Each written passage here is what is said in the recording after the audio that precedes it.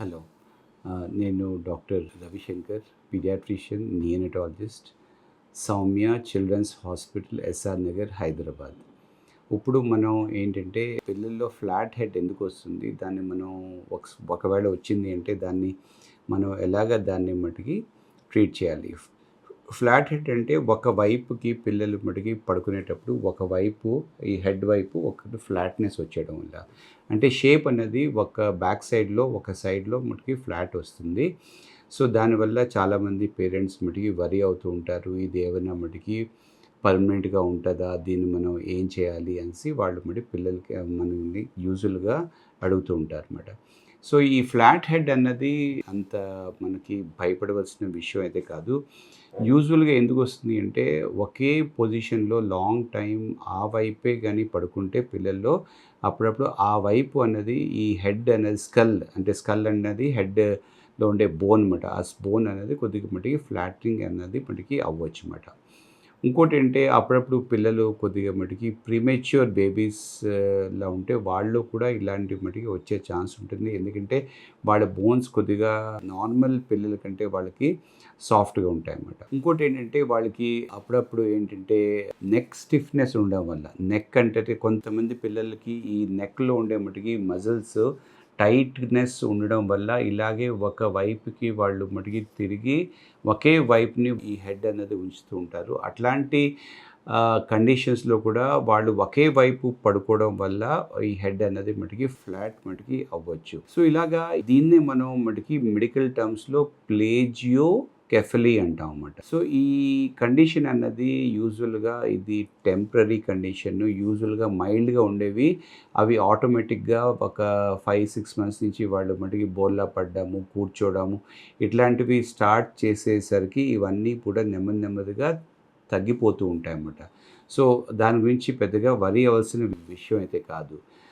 దీన్ని మనం కానీ ప్రివెంట్ చేయాలి అంటే ఏం చేయాలి అంటే వాళ్ళని ఫ్రీక్వెంట్గా వాళ్ళ స్లీప్ పొజిషన్ అన్నది మనం మటుకి మారుస్తూ ఉండాలి. అంటే అప్పుడప్పుడు వాళ్ళు స్ట్రేట్గా పడుకుంటారు, ఇంకొకసారి ఒక వైపుకి పడుకోబెట్టాలి, ఇంకోసారి ఇంకొక వైపుకి మనం మటుకి పడుకోబెట్టాలి. అట్లాగా పడుకోబెట్టి మనం ఇంకోటి సూపర్వైజ్డ్ టమీ టైం అంటే బోర్లా కడుపు మీద కూడా వాళ్ళని అప్పుడప్పుడు పడుకోబెట్టాలి. కానీ అలాంటి టైంలో అలాగా పడుకోబెట్టినప్పుడు మనం దగ్గర ఉండాలి. ఎందుకంటే అప్పుడప్పుడు వాళ్ళకి కొన్ని మటుకి బ్రీదింగ్ ప్రాబ్లమ్స్ కూడా వచ్చే ఛాన్స్ ఉంటుంది.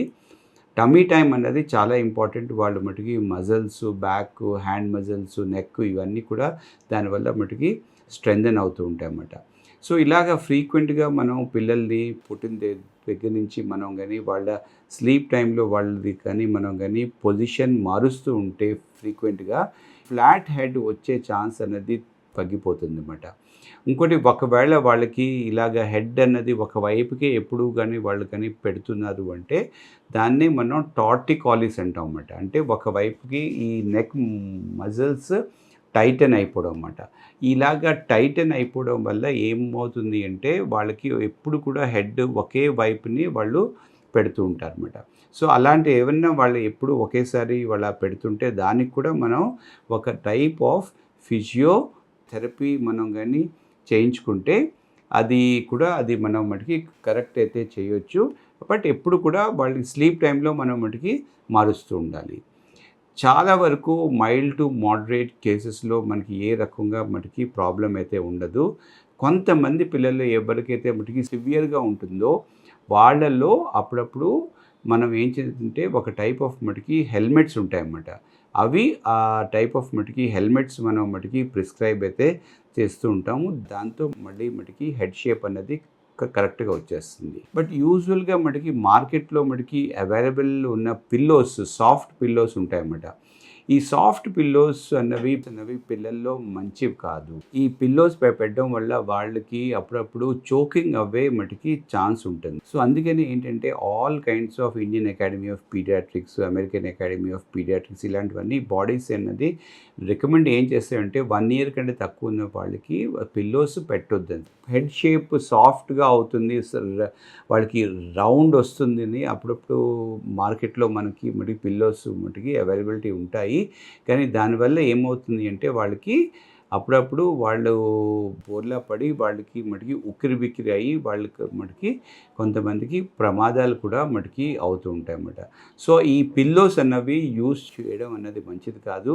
Best way to prevent plagiocephaly or flat head is to always change the positions అన్నమాట. పిల్లల్ని మటుకి పడుకునేటప్పుడు వాళ్ళు ఎప్పుడు కూడా ఒక గంట ఒకవైపు, ఇంకో గంట ఇంకోవైపు, అలా అప్పుడప్పుడు టమ్మీ టైము అలాగని ఇస్తే ఇలాంటివి మటుకి ఫ్లాట్ హెడ్ మనం మటుకి ప్రివెంట్ అయితే చేయొచ్చు. అలాగా రాకుండా ఉంటుంది. But most of the times అంటే ఇవి పర్మనెంట్గా ఉండవు.